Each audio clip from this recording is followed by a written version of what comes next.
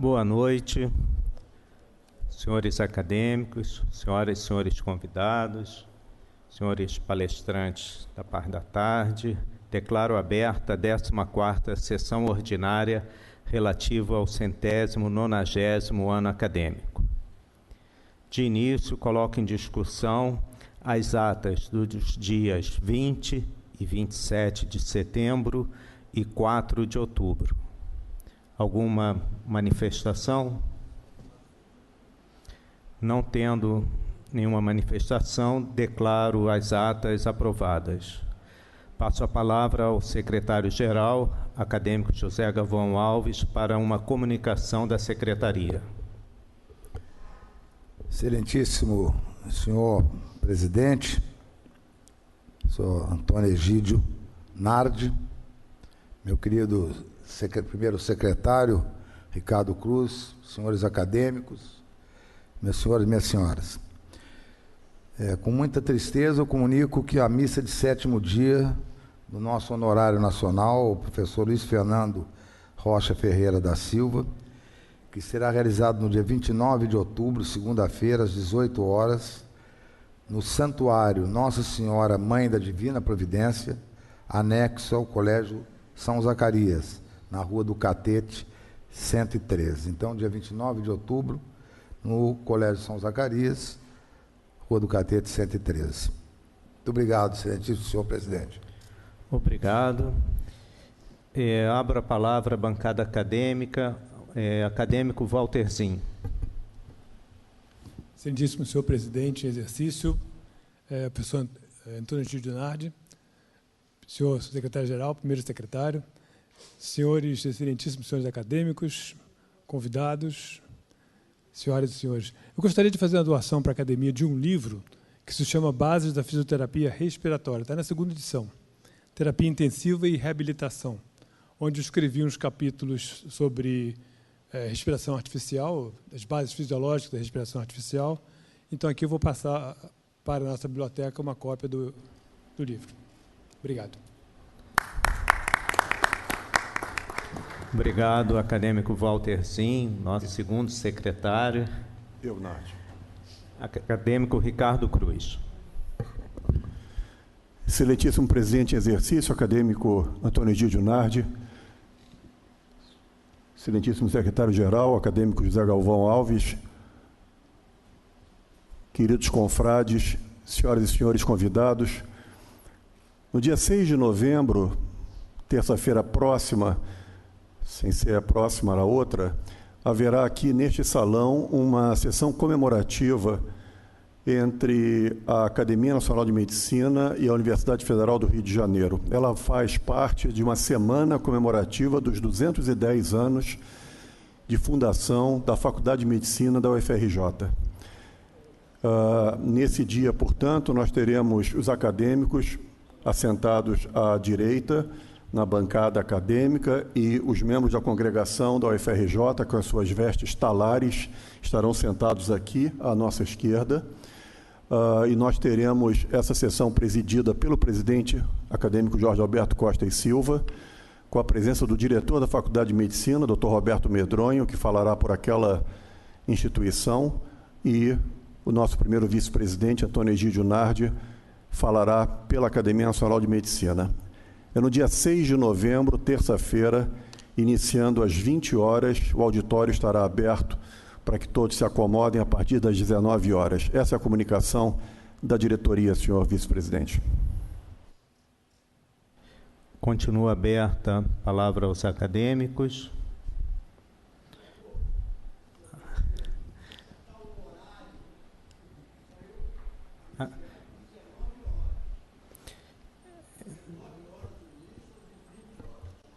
O evento do dia 6 de novembro será às 20 horas. 19 horas foi uma comunicação da Universidade Federal do Rio de Janeiro. Não sei qual foi o problema lá, mas foi um erro deles, da Universidade Federal. O evento será, como sempre é na nossa academia, às 20 horas.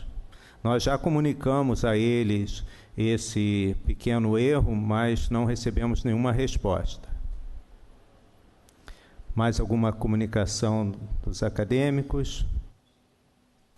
Então, vamos dar continuidade ao simpósio da tarde, doenças orovalvares, mitral e aórticas, e eu convido os organizadores, o acadêmico Cláudio Benchimol e o acadêmico Carlos Gottschall, para se unirem à mesa.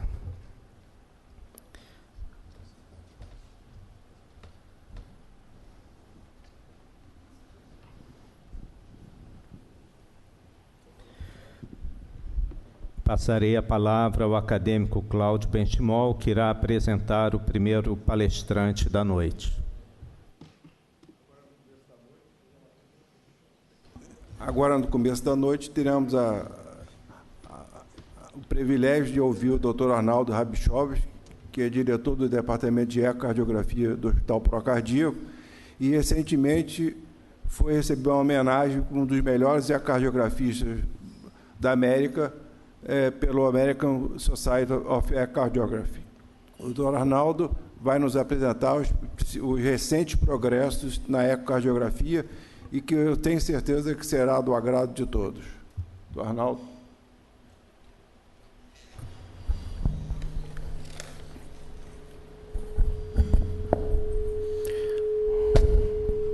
Excelentíssimo presidente Antônio Egídio Nardi, integrante da mesa, Dr. Cláudio Benchimol, organizador desse simpósio, senhores acadêmicos e senhoras acadêmicas, senhores convidados, senhoras e senhores, é uma grande honra apresentar esse tema para vocês, que consiste em recentes avanços na ecocardiografia. Nós não podíamos começar uma palestra sobre avanços da ecocardiografia sem apresentar a vocês, aos senhores, o pai da ecocardiografia. Esse senhor aqui, do meu lado aqui, e do lado da minha filha, Michele, é o professor Harvey Feigenbaum, com 85 anos, que foi o pai da ecocardiografia e até hoje é reverenciado e está sempre presente em todos os congressos. E interessante que ele publicou um editorial falando sobre os avanços da ecocardiografia. E ele fala o seguinte, eu separei alguns trechos para os senhores, que ele dizia o seguinte: embora alguns considerem a ecocardiografia uma técnica já pronta, madura, isso está longe da verdade. Na verdade, existem muitos avanços da ecocardiografia sendo desenvolvidos nesse momento. E ele dá um exemplo dos ecos portáteis, os ecos que a gente pode usar, que são do tamanho de não maior do que um iPhone. E do ponto de vista simbólico, o tamanho e a versatilidade de um aparelho do tamanho de um ultrassom, eles são em oposição aos tamanhos das tomografias e das ressonâncias. E ele diz que o ecocardiograma ele difere da tomografia, da ressonância e até da medicina nuclear com muitas diferenças. Primeiro, do ponto de vista filosófico, o diagnóstico do ultrassom é uma técnica natural. Certos mamíferos, incluindo os morcegos e mamíferos aquáticos, usam a imagem sônica como um meio natural de se relacionar com o meio ambiente. E ele diz, eu não conheço nenhum animal que use qualquer forma de radiação ionizante ou radiação magnética com esse objetivo. Quando algumas pessoas dizem que a ecocardiografia é uma técnica já madura, já pronta, e que não tem nada sendo desenvolvido, eu sempre lembro essas pessoas que nós não somos ainda tão bons quanto os morcegos. Ainda temos muito que aprender.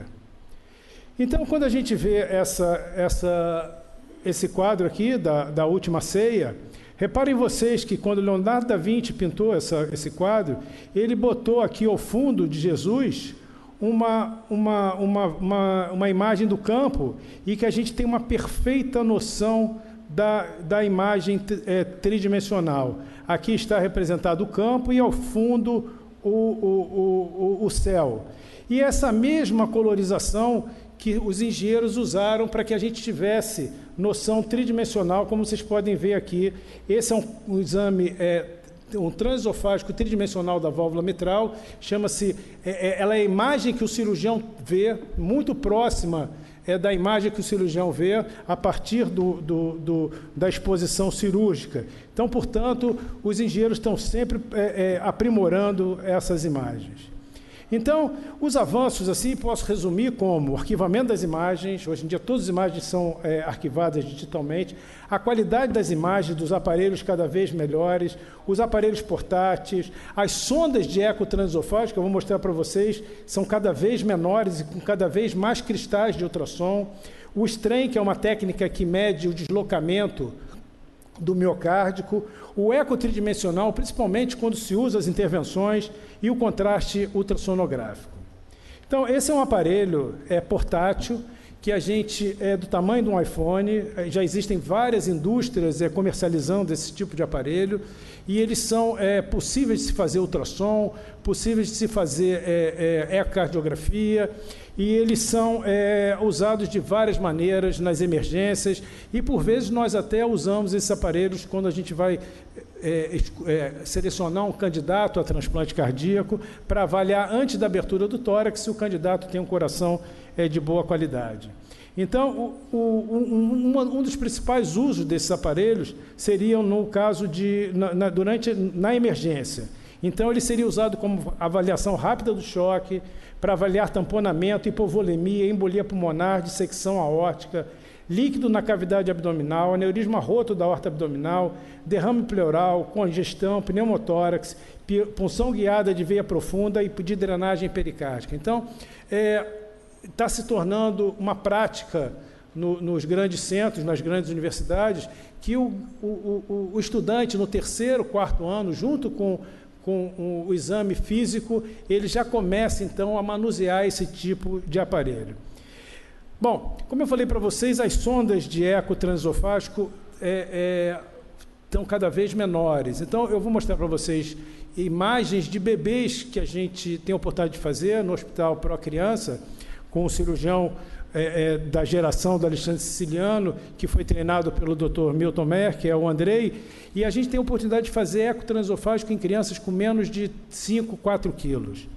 Então, por exemplo, esse é um caso de uma hipoplasia da aorta.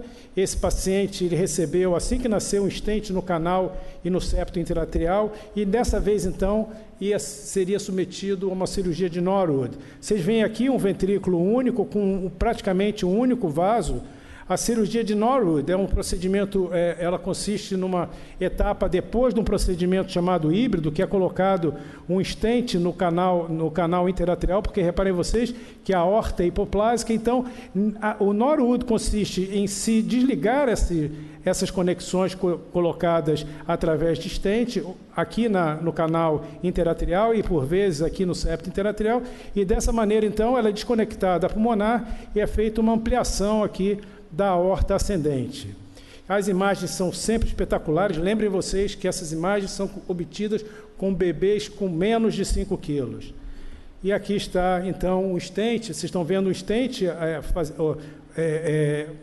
permitindo a comunicação entre os átrios. Esse stent é retirado e é reconstruída, então, a artéria pulmonar. Um outro detalhe do stent: é inacreditável a qualidade das imagens que a gente obtém.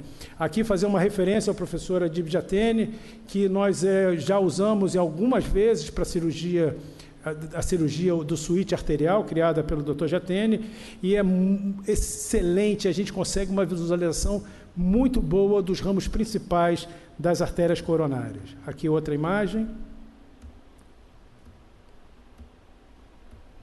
Bom, outra técnica que surgiu recentemente, talvez não tão recentemente, de cerca de uns 12 anos para cá, é o strain.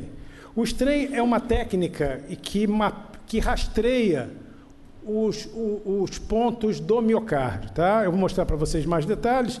Ela é uma técnica potencialmente mais sensível do que a fração de injeção para predizer a função miocárdica. Ela é útil para acompanhar pacientes em quimioterapia, diagnóstico de amiloidose cardíaca e indicação cirúrgica dos pacientes orovalvares. A fração de injeção é muito sujeita a erros e variações inter- e intraobservadores. Então, esse é um patologista que descreveu o músculo cardíaco, as fibras musculares. O coração tem basicamente 3 fibras musculares, as longitudinais, as radiais e as circunferenciais. Quando se disseca um músculo cardíaco, e a gente repara que ele, na verdade, é uma banda muscular única enrolada em torno de si própria. E esse, então, é o strain. O strain, na verdade, é uma técnica que vai acompanhar o deslocamento de 2 pontos equidistantes, por exemplo, 1 centímetro, e vai, então, rastrear e vai avaliar o encurtamento do coração. Tá? Essa técnica, a gente entende melhor quando a gente imagina que, se pegarmos 2 pontos com 1 centímetro de distância, durante a sístole eles têm que virar 0,8 centímetros, ou seja, o miocárdio normal encurta 20%. Então, isso aqui está representado. Então, o strain ele é negativo, porque ele encurta menos 20%, em torno de menos 20% é o padrão normal. Então, para os senhores terem uma ideia, esse é um padrão normal, esse é um corte chamado Buais, né, do ventrículo esquerdo, lembrando que o ventrículo esquerdo ele é um cone, então aqui seria a base do cone, o terço médio do cone e aqui a ponta do cone. E ele é vermelha, ele vai colorir de vermelho todos os segmentos que estiverem encurtando 20%. Então, esse é um padrão normal. À medida que vai caminhando para o rosa, para o azul, denota, então, um déficit do encurtamento. Reparem vocês que nas lesões da descendente anterior, a gente tem um déficit de encurtamento em toda a região anteroseptal. Nas lesões da coronária direita, nós temos um déficit de encurtamento do septo posterior e da parede inferior. E nas lesões da circunflexa, a gente tem um déficit de encurtamento na parede lateral. Então, é um método bastante sensível para detectar isquemia. Um avanço muito grande foi a percepção que a amiloidose cardíaca tinha um padrão típico, chamado apical sparing, em que a ponta, nesses casos aqui, casos de amiloidose tipo AL, transterritina, TTR, congênita, em que a gente vê a preservação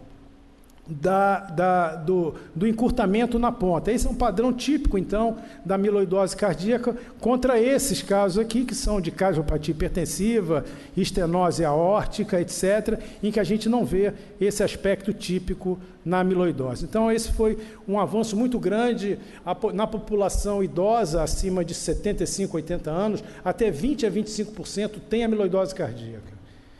E outra utilidade do strain também foi na avaliação de pacientes com cardiotoxicidade. Esse foi uma grande utilidade do strain, porque não adianta a gente tratar um paciente com uma patologia, com uma patologia oncológica, e esse paciente, então, vir a falecer de uma cardiomiopatia dilatada. E a gente tem condição, então, de seguir esses pacientes. Esse é um paciente que estava com estágio avançado de déficit do encurtamento, e depois que se iniciou, então, era um paciente que tomava adriblastina e trastuzumab, e depois que a gente trata com beta-bloqueador e inibidores da enzima de conversão, ou então a gente alerta o oncologista que reduz a dose da adriblastina, então a gente vê uma recuperação, pelo menos parcial, desses pacientes.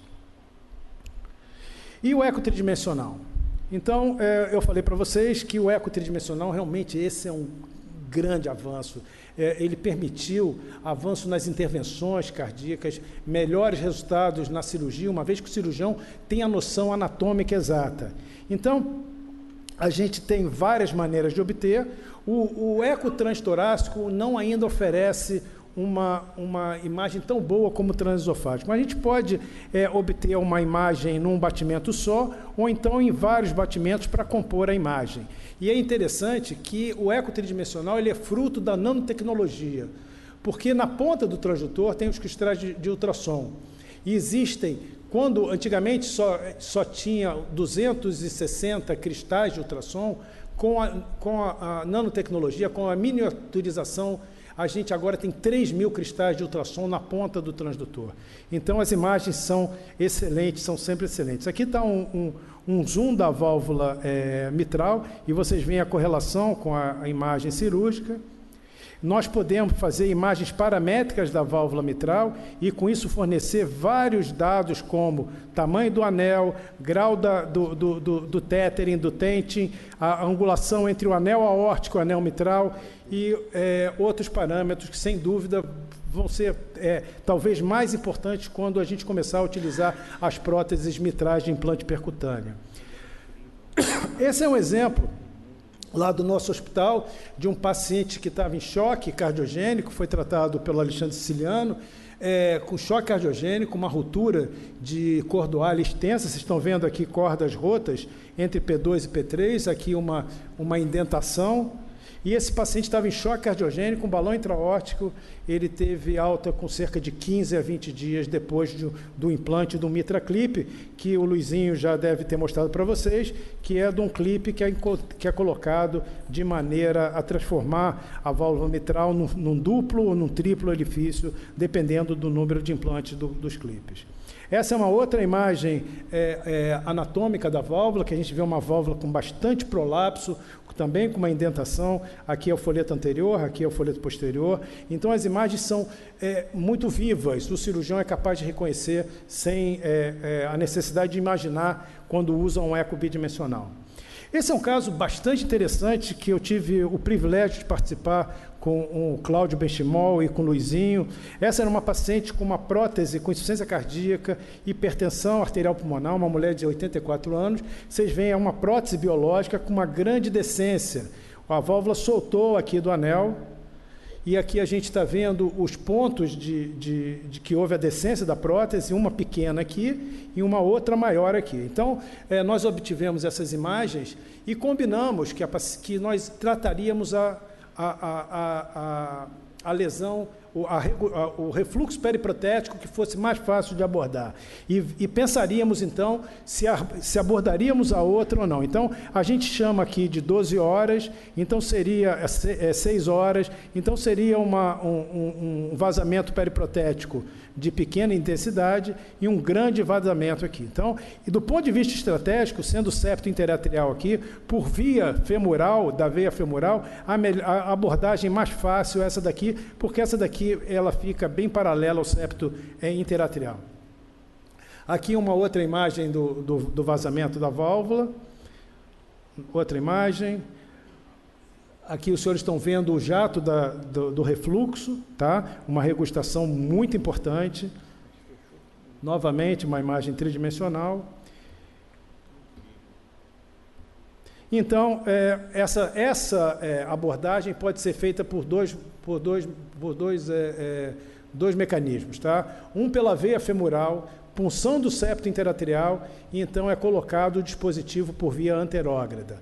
Por via retrógrada, nós também já fizemos com o Alexandre, através de mini-toractomia, se faz uma mini-toractomia, se coloca então uma guia por dentro do LIC, e o interessante é que o eco realmente vem a ser os olhos do hemodinamicista, porque o hemodinamicista, quando está olhando a imagem na fluoroscopia, ele não tem a noção 3D que o ecocardiograma tem, que o ecocardiograma fornece. Então, está aqui a bainha cruzando o septo interarterial, aqui a guia passando aqui seria o ato esquerdo, passando pelo LIC periprotético, e aqui estaria representado o ventrículo esquerdo.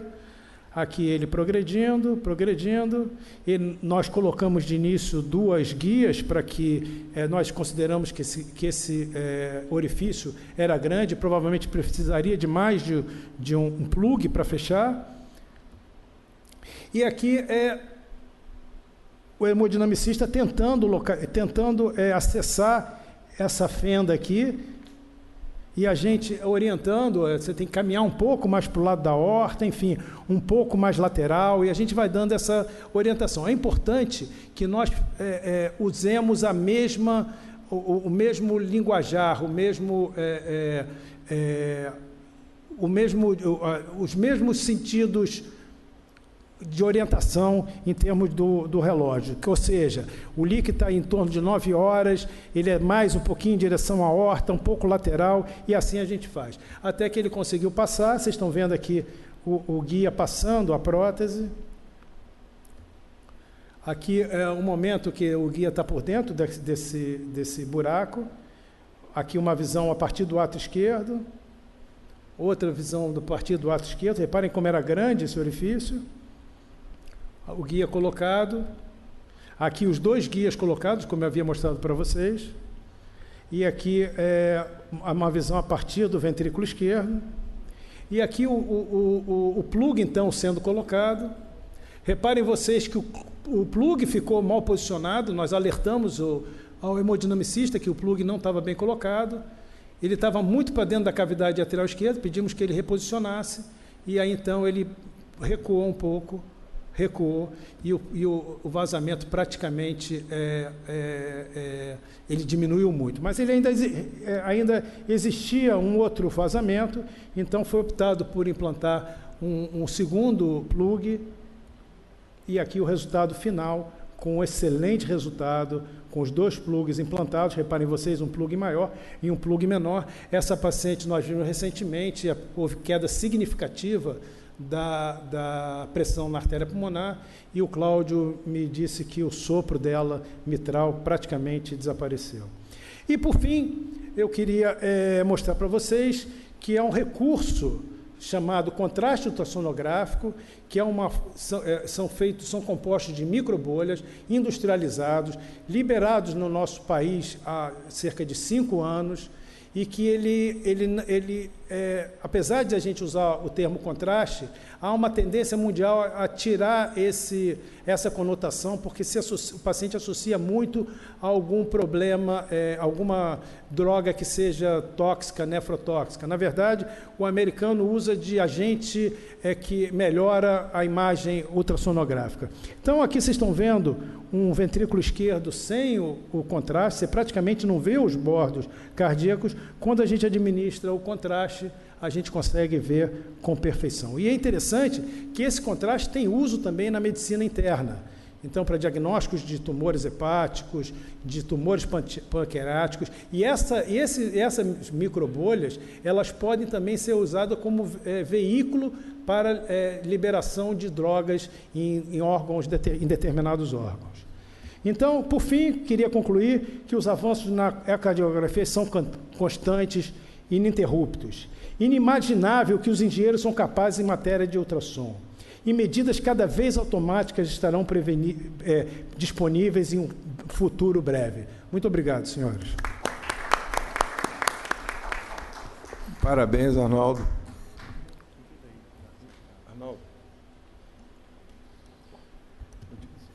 Agora nós vamos ouvir o Dr.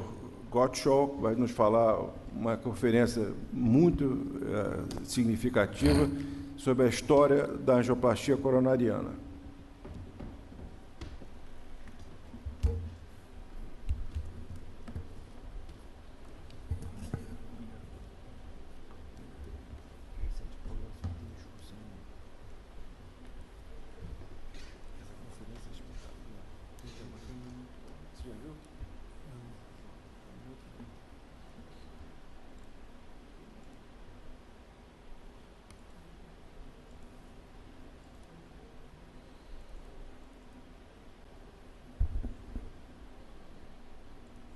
Módulo de apresentação, isto. Senhor presidente Egídio Nardi, demais diretores da Academia Nacional de Medicina, acadêmico Cláudio Benchimol, senhores acadêmicos, minhas senhoras, meus senhores. A angioplastia coronariana, ela protagonizou efeitos antes, durante e depois que mudaram a história da cardiologia e da própria medicina. Foi a maior aquisição terapêutica da cardiologia no século XX.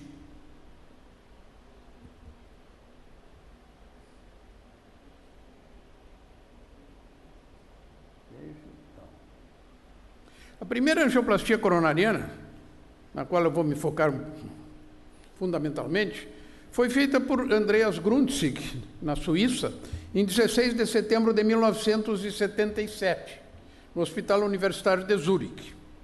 Ano passado completou 40 anos. Mais importante, o tratamento da cardiopatia isquêmica, a cardiopatia que mais mata, e ela beneficia atualmente mais de 4 milhões de pacientes em todo o mundo. Isso é um recorde absoluto em termos de tratamento cardiológico e recuperação de pacientes. Mas a ideia de desobstruir um vaso é um pouco mais antiga. Em 1912, o genial Alexis Carrel fez estudos experimentais em cães, colocando um tubo metálico na aorta para tratamento de aneurismas e de outras situações de doença aórtica. Veja uma revista onde foi publicada Surgery, Gynecology and Obstetrics. Na época não existiam revistas de cardiologia, 1912. Os cachorros chegavam a durar 3 meses e depois morriam por trombose da prótese. Claro, na época não existia aspirina, não existia clopidogrel, não existia nada disso, trombosava. Mas foi a primeira ideia de desobstruir vasos. Esse radiologista de Oregon, Carl Dotter, na década de 60, fazendo angiografia aórtica, numa paciente idosa, teve muita dificuldade de subir com o catéter até a aorta, porque as ilíadas estavam muito estreitadas. Conseguiu fazer a ortografia. Só que depois, quando retirou o catéter, a velha senhora disse: doutor, a dor sumiu. Ela tinha uma isquemia aguda na perna, que a passagem do catéter, com dificuldade, dilatou a ilíaca e a dor sumiu. O Dotter imediatamente teve a ideia de desobstruir vasos periféricos através deste método, do seu método, que consistia em cateteres menores passando sobre a obstrução e um cateter maior por cima do primeiro e outro maior por cima do segundo, e assim dilatando esses vasos. Publicou esses resultados junto com Jadkins no Circulation em 1964, Transluminal Treatment of Arteriosclerotic Obstruction. O Dotter conseguiu alguns resultados muito bons. Vejam aqui à esquerda uma obstrução subtotal de artéria periférica, no meio, depois do tratamento, e do lado direito, a consistência dos resultados. Mas esse método logo cobrou o seu preço em tromboses e dissecções.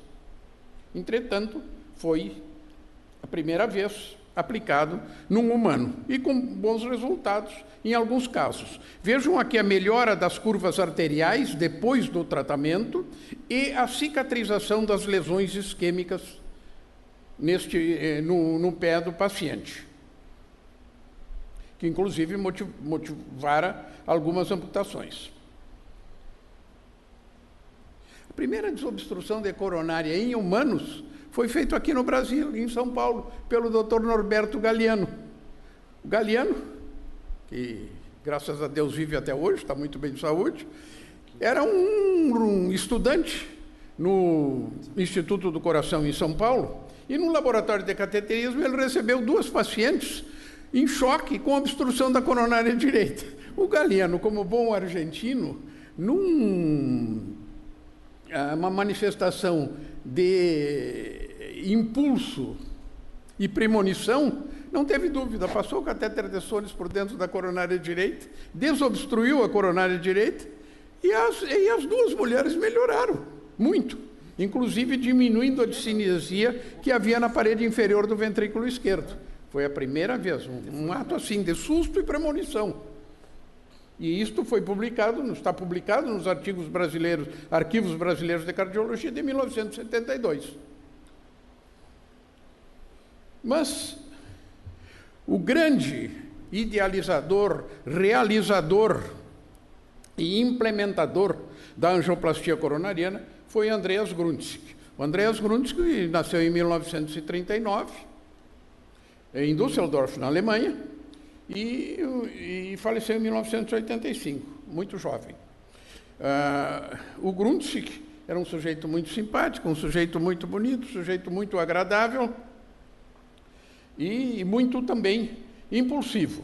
Em 1969 se tornou interessado em angiologia e logo em terapêutica. Em 1971, já pela técnica de Dotter, dos catéteres superpostos, com o professor Zeitler, que eu tive a ocasião de conhecer, fez algumas dilatações, mas já começou a pensar no balão. Essa foi a sua grande genialidade. Na Alemanha, Postman também pensou no balão, só que o Grundzig teve outras ideias que o tornaram vencedor. Uma delas foi usar o PVC, por conselho de um químico. O PVC aguentava pressões de 6 atmosferas sem deformar o balão. E a forma do balão também em salsicha. O balão do Postman era redondo, não funcionava direito, porque em cima da lesão ele escorria para frente ou para trás quando inflava. Em 1974, o balão do Grundzig já estava pronto e ele fez angioplastia femoral com Turina, um cirurgião amigo dele, angioplastia femoral com sucesso, já com balão. Em 1975, começou com experiências em cães coronários, angioplastia coronária em cães, e com bons resultados. Mas, para humanos, na Suíça, ele não era chefe da hemodinâmica, ele, dentro daquele sistema rígido do Herr Professor, muito limitado, pouco apoio, atitudes defensivas dos colegas, algum grau de inveja de clínicos e cirurgiões, mas não esmoreceu, continua com a sua tenacidade de sempre, buscando os resultados. Vou voltar um pouquinho para trás. Em 1971, com o Zeitler, usou a técnica de Dotter numa estenose femoral superficial, houve uma embolização da artéria poplítea. Então ele disse, bom, a grande ideia dele foi o seguinte, em vez de romper a placa, é melhor amassá-la. Foi a grande ideia. E construiu o seu balão. Aqui nós podemos ver, da esquerda para a direita, o sistema de Dotter, dos balões superpostos, o balão de Fogart, para comparação. No centro, o de Postman, que era redondo e pequeno, nunca acertava na lesão, ou ia para frente ou ia para trás. E a grande ideia do Grundzig de um balão em forma de salsicha, comprido, mais comprido que a lesão, e com paredes de PVC que não complacentes, e aguentavam até 6 atmosferas. Essa ideia mudou a cardiologia. Aqui nós vemos o Grundzig com o professor Zeitler, das periféricas, e o Dotter já com alguma ideia, foi aquele das angioplastia periférica. E do outro lado nós vemos o irmão americano, Richard Meiler, com o Zeitler e também o Dotter. O Meiler já estava pensando nos Estados Unidos também em dilatação periférica e coronária. Meiler foi uma das pessoas mais bondosas que eu conheci, mais participativo, mais cooperativo e com menor grau de vaidade. Um sujeito realmente fabuloso. E aqui eu presto homenagem a Richard Meiler. O Grundzig idealizou o balão e começou a construir o balão na sua própria cozinha. Essa aqui é a mesa da cozinha da casa do Grundzig, onde nós vemos tubos de PVC, recipientes com cola, manômetros e até uma garrafa de vinho para afugentar as agruras da noite. Foi muito auxiliado pela cardiologia Maria Schumpf, que ajudou muito na confecção dos balões. O Grundzig tinha grande apoio do público feminino. E esta cardiologista muito trabalhou nisto. Em 1974, o balão estava pronto. O balão foi uma obra de genialidade. O centro de PVC em forma de salsicha, na ponta um orifício, na ponta distal um orifício e na ponta proximal outro orifício. Quando o balão ficasse sobre a lesão, como havia um gradiente, a ponta distal registrava uma pressão diminuída ao quase zero. E esse gradiente dava a intensidade da lesão. inflado por fora. Hoje ele é inflado manualmente pelo hemodinamicista. Durante muito tempo, o balão foi construído numa pequena firma em Zurique, Schneider Medintag, e esse círculo amarelo embaixo mostra o porão onde os balões eram confeccionados. A grande indústria não encampou a ideia, porque não vislumbrava grandes lucros. Então, durante muitos anos, os balões de Grundzig foram confeccionados por essa pequena firma e só por ela vendidos.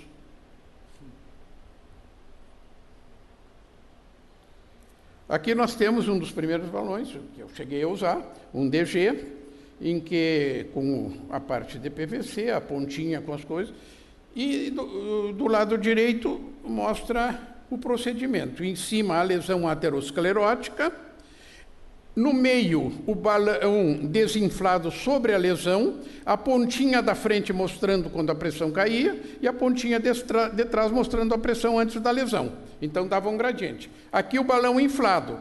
Embaixo, quando o balão era inflado, obstruía totalmente a artéria, a pressão ia a zero. Depois de desinflado e desfeita a obstrução, a pressão igualava a da aorta. Era glória, era glória.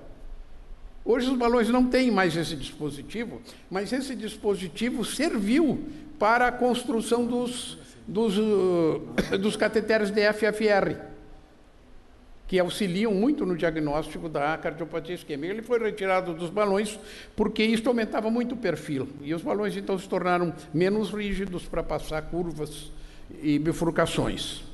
E no tempo do Grundzig isso não existia. Aqui com o amigo Turina, e um dispositivo que construiu nas experiências com cães. Um dispositivo de perfusão distal da coronária quando ela estivesse ocluída pelo balão. Só que isso se mostrou desnecessário no humano, porque o cachorro fibrila com muita facilidade. 20 segundos de obstrução pode fibrilar o cachorro. O homem aguenta um minuto ou mais e não fibrila. Então, esse dispositivo descomplicou o método e foi retirado. Bom, depois, então, do seu balão feito, das demonstrações, das experiências exitosas em cachorro, ele apresentou no meeting da American Heart Association, em 1976, o seu trabalho. Foi aceito como póster, não foi aceito como apresentação oral. E não convenceu muita gente. Mas teve um grande ganho secundário, que foi estreitar as relações com o Richard Meiler. O Meiler, sempre entusiasmado, também pensando na ideia, abriu as portas dos Estados Unidos para o Grundzig. E passaram a intercambiar ações e ideias. E o Meiler ia para Zurique, o Grundzig ia para São Francisco, na Califórnia, e começaram a trabalhar juntos. Bom, depois disso, então, começou a procura do primeiro paciente. Mas ninguém queria ser o primeiro paciente. Nem os médicos indicavam. Em 1976, os cirurgiões indicaram um paciente com cardiopatia terminal. Seria um presente grego?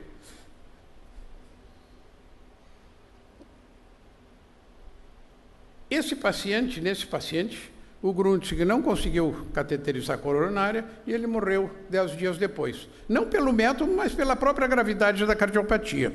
Então ele se convenceu que ele tinha que conseguir um paciente jovem, com lesão única, com boa saúde, que não fumasse, com lesão proximal, não calcificada e fora de bifurcação. Difícil de conseguir. Em 1977, estando com o Meiler em São Francisco, eles dilataram, durante cirurgia de ponte de safena, eles dilataram coronárias. Então, as primeiras coronárias dilatadas com balão foram em São Francisco, só que durante o ato cirúrgico. E depois, reexaminando esses pacientes, depois de colocado as pontes, depois reexaminando esses pacientes, as coronárias estavam abertas. Mas tinha que ser, isso foi durante cirurgia. Então procuraram casos em São Francisco, não conseguiu, até que um assistente do Grundzig, o Bernard Meyer, em 16 de setembro, em Zurique, aliás, antes, em Zurique, ligou, o Grundzig, que estava em São Francisco, ligou para ele que tinha um paciente próximo do ideal. O próximo do ideal é porque ele tinha tudo o que precisava, só que ele era fumante. Bom, mas vai assim mesmo. E Adolf Beckmann, paciente, bem da idade do Grundzig, na época tinha 30 e poucos anos. Aqui, na época, e em 2015, esse paciente sobreviveu ao Grundzig. A lesão proximal da descendente anterior, uma lesão ideal. Hoje, qualquer residente de segundo ano faz esses casos com muita facilidade. E o resultado, aqui embaixo, 25 anos depois. 25 anos depois. Nesse período, esse homem já se submeteu a 4 angioplastias, inclusive com estente revestido e tudo isso. Está vivo graças a um método, 40 anos depois. Em 1977, as coisas não eram tão fáceis. Aqui está o Grundzig no seu laboratório, e nós vemos, na época, os cateteres precisavam ser moldados à mão, muitas vezes. A pré-formação não era adequada em todos os casos. A escopia era nevoenta, não tão nítida como hoje. Havia uma pobre resolução do monitor. Não existia replay. Os filmes de 35 milímetros, hoje não tem mais filme. E a revelação durava cerca de meia hora. Então isso aí exigia para o operador grande precisão em colocar o balão em cima da lesão, porque ele não tinha chance de voltar com a imagem. E aqui está o primeiro procedimento do Grundzig no Adolf Beckmann. Nós vemos lá as pressões iguais antes da lesão, depois, quando passou a lesão, elas caíram, com o balão insuflado é 0, desobstruiu a coronária, as pressões se igualaram. Primeira angioplastia coronariana no mundo. Em humano, em laboratório, com o método. A divulgação do método foi feita já em 78, o Grundzig divulgou no Lancet, em uma nota prévia de 5 casos. Vejam o primeiro caso lá em cima, uma lesão de tronco, uma lesão severa de tronco. É uma lesão muito rara. Hoje, para encontrar um caso desse, assim, é 1 em 1000 que a gente encontra. Mas, na época, é o que tinha ali para dilatar. Ele já tinha feito descendente anterior e tronco. E eu perguntei para o Grundzig, um dia lá no Rio de Janeiro. Eu perguntei para ele, eu digo, mas não ficaste temeroso de dilatar tronco? Porque o tronco depois passou a ser um tabu na angioplastia. Hoje não é mais, mas durante muito tempo foi. Ele disse, não, além de mais fácil, eu tinha certeza que ia dar certo. Quer dizer, é um sujeito de uma confiança, de uma autoconfiança fantástica. Depois, em 79, no New England, foram publicados os 50 primeiros casos, com 64% de êxito total. Mais ou menos 20% não conseguia passar lesão, não conseguia dilatar, e 12% de alguma complicação. Mas o óbito sempre foi raro. Sempre foi raro porque o hemodinamicista teve consciência do limite das suas possibilidades e do método, e não procurou avançar além do que podia. Então, desde o início, o óbito na angioplastia foi em torno de 1%, hoje nem se fala, mas na época o óbito foi baixo, embora houvesse complicações de dissecção, de recolhimento elástico, que obrigassem o paciente a ser operado de urgência. Tanto é que nos primeiros casos, nós fazíamos com uma sala de cirurgia sempre na espera. Depois, na era do stent, isso aí não se usou mais. Mas vejam aqui o que ele sugeriu nesse artigo. A angioplastia transluminal percutânea pode ser um tratamento efetivo em certos pacientes com severa lesão não calcificada das artérias coronárias. Vejam assim a humildade e o limite que ele põe na coisa. Lesão única, não calcificada, proximal, fora de bifurcação, tudo. A consciência, só que ele ainda não sabia que estava mudando o mundo médico e cardiológico. Mas o Grundzig começou a organizar cursos de demonstração. Todo mundo era um sujeito extremamente dinâmico. Em apenas 2 anos, ele organizou cursos que contaram com 524 participantes. No total dos cursos que ele deu, teve mais de 4.000 pessoas. Mas esse aqui foi um curso dos primeiros em Zurique, em 1980. E aqui nós vemos, ó, os principais seguidores do Grundzig foram o Myler, sem dúvida nenhuma, o grande irmão, o grande companheiro, o grande implementador nos Estados Unidos. O Sterzer, o Myler em São Francisco, o Sterzer em Nova York, o Kaltenbach na Alemanha e o Bernard Meyer, que era assistente do Grundzig aqui na Suíça. Mas vejam aqui, nesse curso, ó, o próprio Grundzig está ali. Depois, o Richard Myler. Depois, o Karl Dotter, já bem velho. O Mason Sones. O Melvin Judkins. E aqui no canto, o nosso companheiro Eduardo Souza, assistindo o primeiro curso em 80. Depois, eu estive com o Myler em 81, em São Francisco. Mas o Grundzig, além de tudo, era metódico. Ele registrava todos os seus casos. Vejam aqui, casos agosto de 1980. Já tinha 818. 170 em Zurique, 129 em São Francisco, 119 em Nova York, depois menos em outros centros, e ali nós chegamos em São Paulo, 23 casos do Eduardo. Foi a primeira coleção organizada de dados sobre angioplastia. Banco de dados. Na época não existia, o computador não fazia isso, ele fazia à mão. Essas figuras aqui me foram dadas pessoalmente pelo Richard Myler. E nós vemos a curva de aprendizado em cima, melhorando o índice de sucesso em lesões proximais, tipo A, sem cálcio, sem bifurcação, curtas, etc. Tudo ideal, 70% só. Hoje nós temos um sucesso de 99% em todas as lesões que vão para a angioplastia. E a diminuição das dificuldades. Não ultrapassar a lesão, não conseguir dilatar,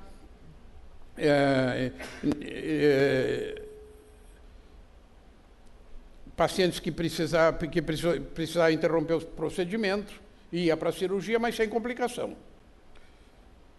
E aqui nós temos também a melhora da curva de aprendizado e a diminuição das complicações.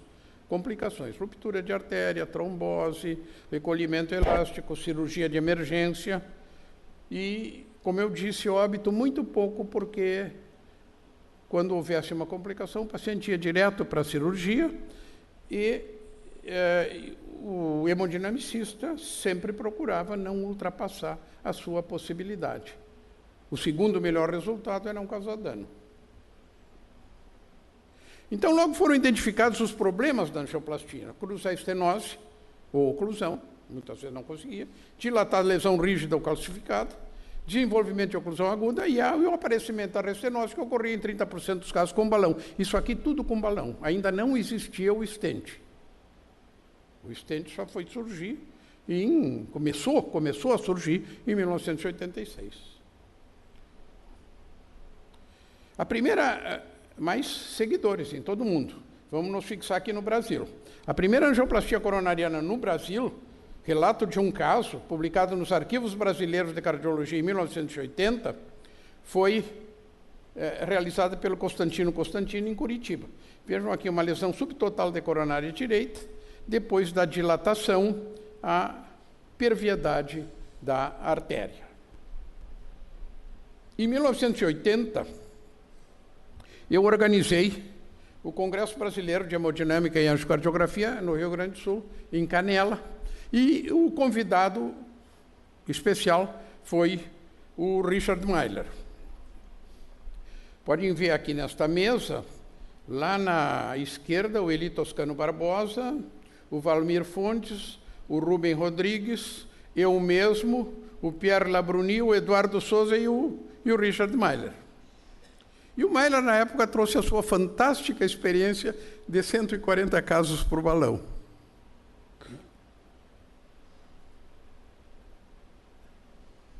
Primeira vez que a angioplastia coronariana foi tema oficial de congresso no Brasil. Depois disso, fui a São Francisco, estive lá com o Mailer,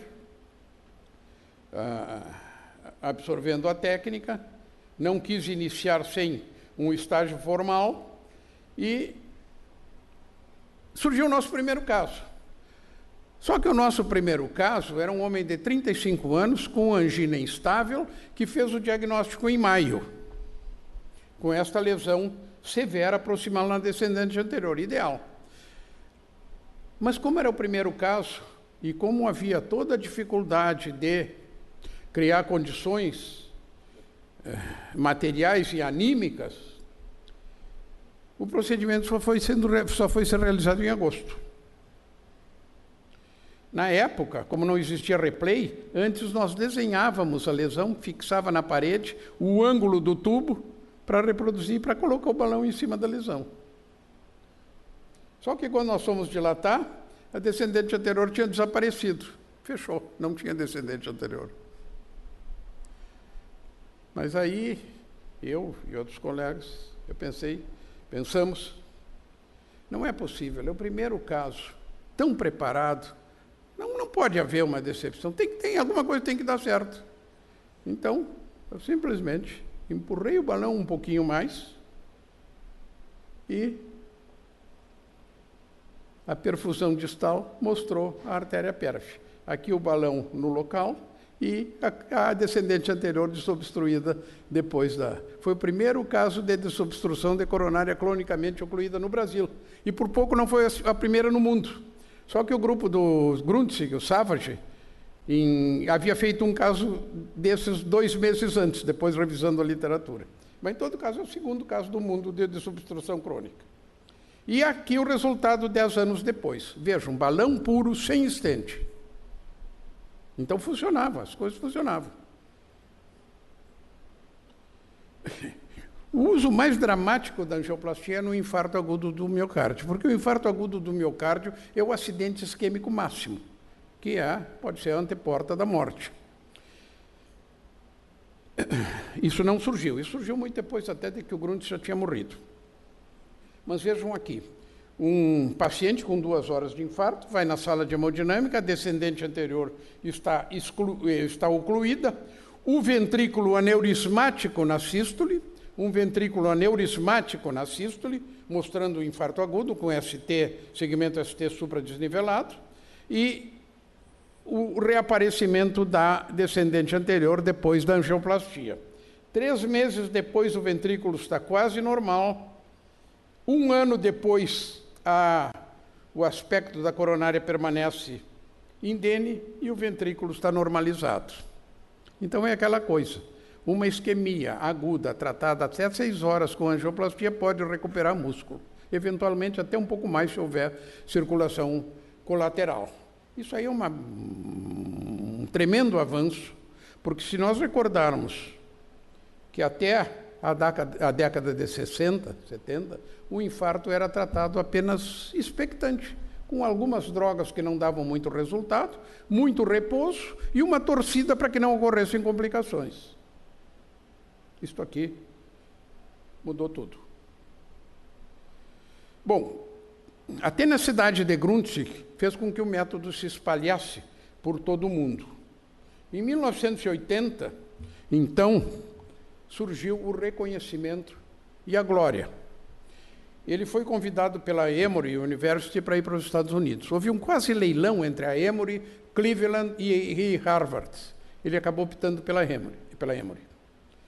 A Emory havia recebido uma doação de $100 milhões da Coca-Cola, $100 milhões da Coca-Cola, para aplicar em várias áreas, inclusive em cardiologia. E aí eles deram para o Grundzig todo o Spencer King, que era o chefe do laboratório, deu todas as condições para o Grundzig, recursos milionários, status de professor, que ele não tinha na Suíça, diretor do laboratório de intervenção, que na Suíça ele era um mero subordinado, incentiva o trabalho. Tanto é que na Suíça, em 2 anos, ele conseguiu fazer 400 angioplastias. Em Atlanta, ele fez 2.500. Reconhecido por tudo, viagens e honrarias pelo mundo. Merecido. O jovem que em Zurique morava num pequeno apartamento e andava de bicicleta, comprou esta mansão em Atlanta, um Porsche, figura internacional, e um avião bimotor, que foi a sua ruína. Num determinado domingo, ele estava na Flórida, mas havia marcado 5 angioplastias para segunda-feira, em Atlanta. E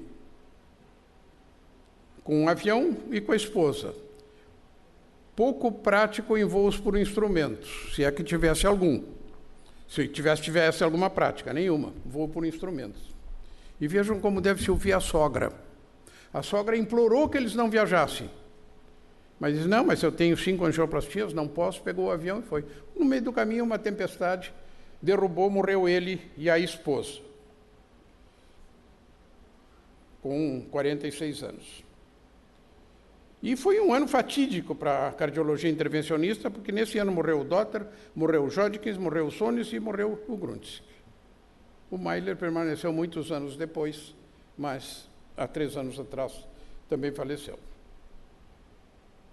O legado do Gruntzig. O legado do Gruntzig, o mais eficaz tratamento da cardiopatia isquêmica, a cardiopatia que mais mata. Beneficia mais de 4 milhões de pessoas por ano.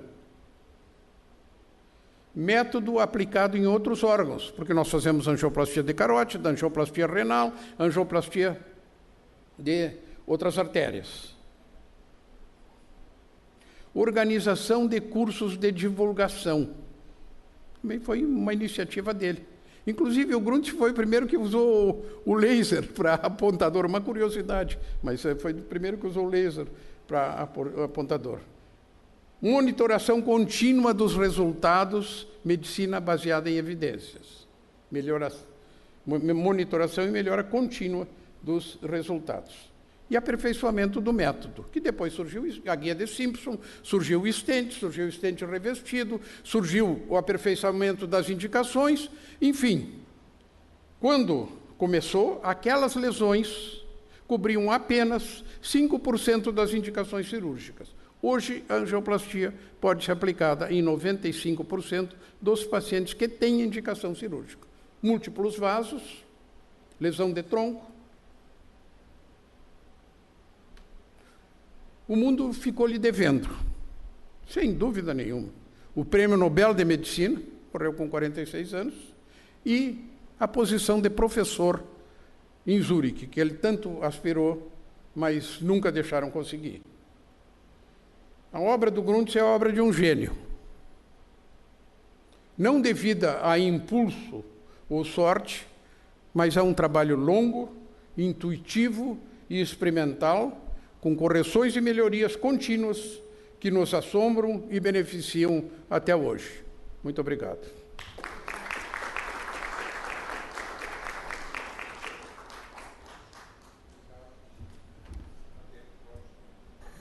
Obrigado, acadêmico Botschall.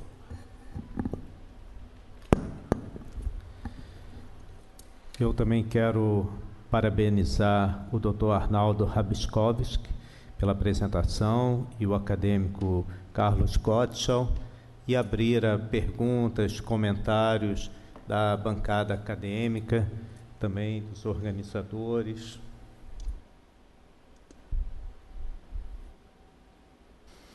Acadêmico José Galvão Alves. Microfone.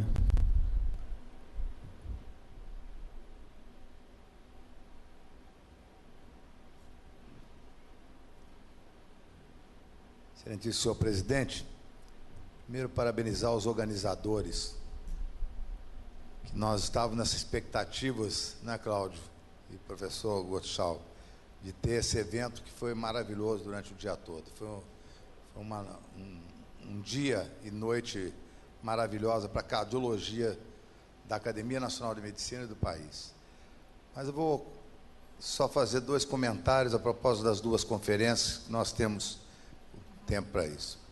O Arnaldo falou e me deu a entender, e eu sinto a mesma coisa, que a ultrassonografia não tem fim. Eu vejo a importância da ecoendoscopia nas doenças pancreáticas. Eu acompanho doenças pancreáticas diariamente desde 1974. E ninguém entendia muito por que eu gostava do pâncreas, nem eu entendia, porque ninguém via o pâncreas, era aquele desconhecido, um órgão indesejável até. E com o advento da ecoendoscopia recente do pâncreas, com elastografia, com contraste em bolha e tudo mais, a mudança do estudo das doenças, nós fazíamos 2 mesas redondas nos congressos brasileiros, hoje nós fazemos um curso sábado todo. Quer dizer, eu acho que não tem realmente fim. E acho que tem a grande vantagem de ser um método inócuo, que não traz irradiação, não traz contraste iodado e tudo mais. Eu acho que deve ser valorizado como você o valoriza e como eu conheço o seu trabalho espetacular na história da ecocardiografia do Rio de Janeiro. O professor Godeschal é um exemplo de acadêmico na maior acepção da palavra, né?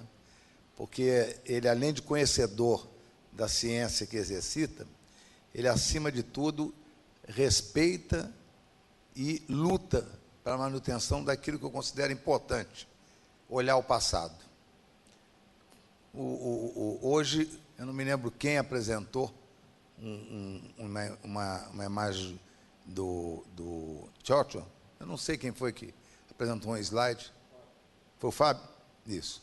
E eu tenho um slide que ele diz uma coisa mais ou menos como essa: quanto mais você olhar para o passado, mais você verá o futuro. Então, essa apresentação é exatamente isso. O senhor, olhando para o passado, mostrou o futuro e o que tem ainda a vir. Eu queria parabenizar a mesa, parabenizar os nossos coordenadores e organizadores, e especialmente aos nossos conferencistas. Foi uma noite muito feliz. Só um comentário. Muito obrigado.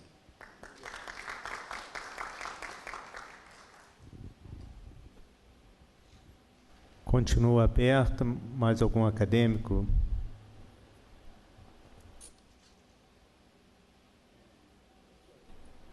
Eu quero parabenizar a todos os palestrantes pelas brilhantes conferências que fizeram, e foi uma tarde bastante proveitosa e deu para a gente aprender em poucas horas, tempo que você demora anos e anos para conseguir de experiência. Obrigado. Eu também gostaria de não apenas dizer como foi agradável essa tarde, mas contar um particular da minha vida, ao qual o acadêmico Walter Zin também participou. 5 anos da minha graduação, eu passei no laboratório de hemodinâmica, fazendo cateterismo cardíaco em cachorros, operei vários corações, realizei vários shunts artérios venosos em cachorros, quase fui seduzido pela hemodinâmica, mas a psiquiatria me conquistou. Mas então eu tenho um elo com a hemodinâmica, com o professor Aires da Fonseca Costa, com o professor Paz de Carvalho, com o professor Walter Zin. Eu me senti realizado hoje nesse curso de atualização em hemodinâmica. Não tendo mais nenhum acadêmico que deseja falar, eu quero agradecer a todos pela presença e encerrar a sessão. Obrigado.